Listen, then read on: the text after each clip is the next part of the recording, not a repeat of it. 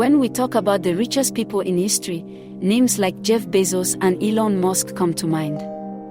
But what if I told you that the richest person ever wasn't a modern billionaire? Instead, he was an African emperor from the 14th century.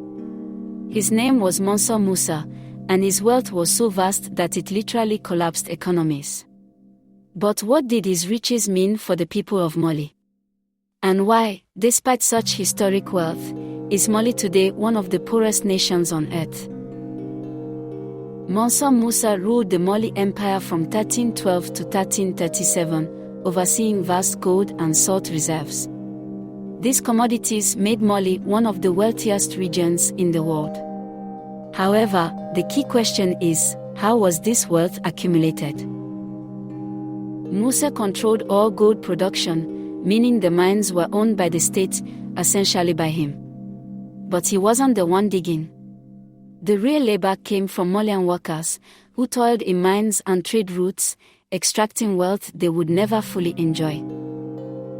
In 1324, Mansa Musa embarked on his famous pilgrimage to Mecca, distributing so much gold along the way that he caused hyperinflation in cities like Cairo and Medina. His generosity may seem admirable, but let's think critically. If he had such excess gold to distribute abroad, why wasn't this wealth used to directly improve the lives of Mali's workers? Where was the investment in the peasantry, the laborers, the artisans who actually built the empire? His wealth was spectacle, displayed in grand architectural projects and religious institutions that, while impressive, did not transform the conditions of the masses. The economy remained structured around a feudal system that benefited the nobility while everyday Malians continued to struggle. After Musa's death, the Mali Empire began to weaken. Why? Because its wealth was never truly rooted in structural development.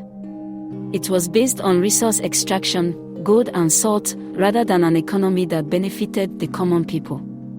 With the rise of European colonial powers and the shift in trade routes towards the Atlantic, Mali's wealth dried up. The empire fragmented, and its people, once the labor force behind an immense economy, were left in poverty. Fast forward to today, and Mali remains one of the poorest countries in the world. But here's the irony, Mali still has gold. In fact, it is the third largest gold producer in Africa.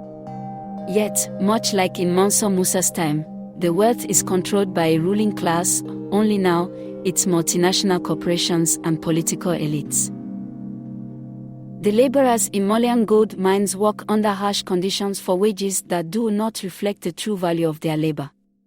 Meanwhile, foreign companies extract and sell Mali's resources, mirroring the historical exploitation seen under feudalism. The capitalist class, both domestic and international, benefits from this system while ordinary Malians remain in economic distress. So what can we learn from Mansa Musa's legacy? His wealth was immense, but it did not liberate his people. It was concentrated at the top, disconnected from the masses. Today, the same pattern continues under global capitalism. The question we must ask is, how can Mali's wealth finally serve its people? Real progress requires the workers to control their own resources, rather than allowing elites, whether emperors, colonialists, or multinational corporations, to dictate their fate. Until then, the cycle of exploitation will continue.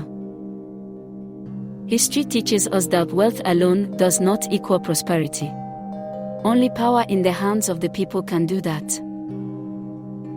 If you found this video insightful, don't forget to like, share and subscribe to Untold Africa for more videos.